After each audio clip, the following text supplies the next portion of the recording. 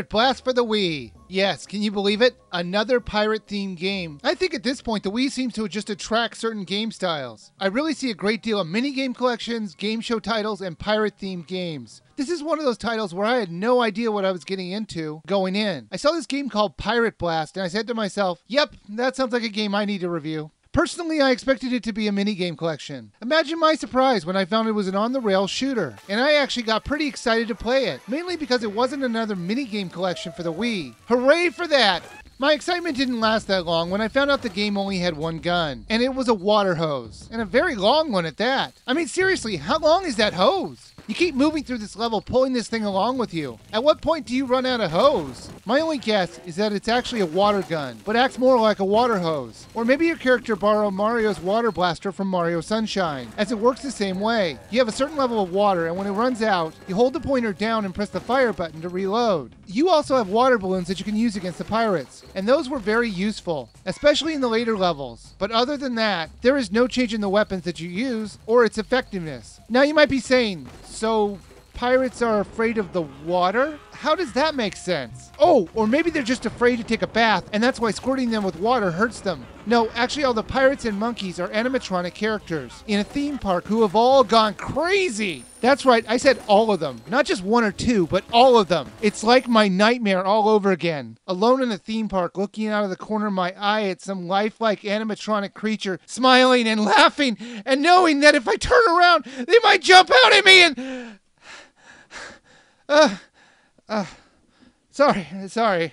That's my therapy to deal with. Anyways, the story of this game is that the animatronic characters in this amusement park have gone crazy, and you have to use your water hose, blaster, whatever it is, to destroy them all. There are 8 levels to travel through, and I have to say they look quite good. I mean, in a fun, cartoonish setting kind of way. The levels that you had to travel through were fun to explore once or twice. However, the main problem is that you will finish all the levels in about an hour, and then they make you do it again, and again, and again, only ramping up the difficulty a little bit in each next play. You could change up the difficulty level if you find it too easy for you, but I found it just perfect. The levels were just long enough so it wasn't a chore to redo a level if you die, and they were just short enough so it didn't seem like the level was dragging on too long. The controls couldn't be easier. Point at the screen and press the B button to fire your water stream, and the A button to throw a water balloon. I do have to warn you guys not to play this game with the nunchuck plugged in. Okay, a little behind the scenes for this review. Since I didn't know what kind of game genre this was, when I turned it on, I had my nunchuck plugged in, and it walked me through the game playing the game with the nunchuck attached. Looking back now, I think I was playing with the Wii Zapper controls, because if I actually had to play the game this way the whole time, I think I would have been so pissed. When you have the nunchuck plugged in, you have to hold down the B button